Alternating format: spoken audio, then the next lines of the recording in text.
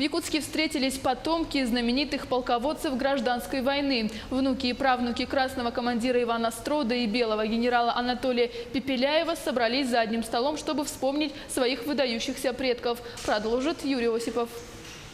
Многие годы эта история имела одну интерпретацию. Командир небольшого сводного отряда Иван Строд героически противостоял бандиту Пепеляеву. Но с годами имя белого генерала очищается от грязи. Большую роль в этом играют его потомки. Это имя было вне закона при Советском Союзе. Когда архивы раскрылись, начали узнавать, оказывается, здесь его Пепеляева обвиняли как бандит, вор. А он был очень порядочный человек. И он говорит, не за свою карьеру военную я не подписал ни одного расстрела.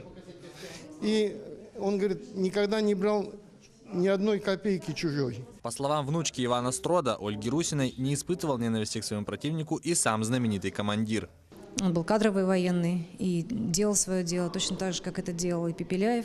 И тот, и другой боролись за освобождение российского народа. То есть надо смотреть, какие были цели у людей, и это вызывает восхищение.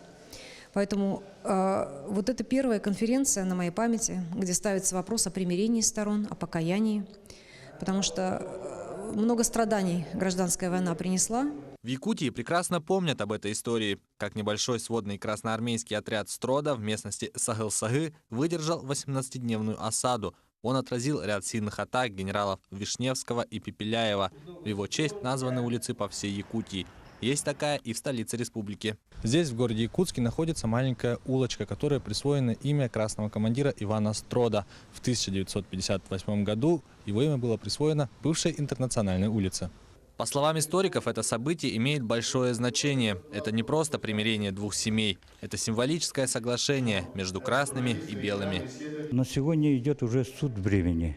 Прошло 95 лет, и мы сегодня должны осмыслить вот те события, которые произошли и к чему они привели, и стараться не допустить гражданской войны на не только территории Якутии, но и по всей России, да и желательно по всему миру, чтобы будущее поколение жили более или менее счастливо. Завтра обе семьи посетят Алас Сагыл-Сагы Амгинского района и усадьбу Карманова, где проходили бои. Но главное, в знак примирения между семьями установят мемориальную доску. Юрий Осипов, Джоустан Иннокентьев, Якутск.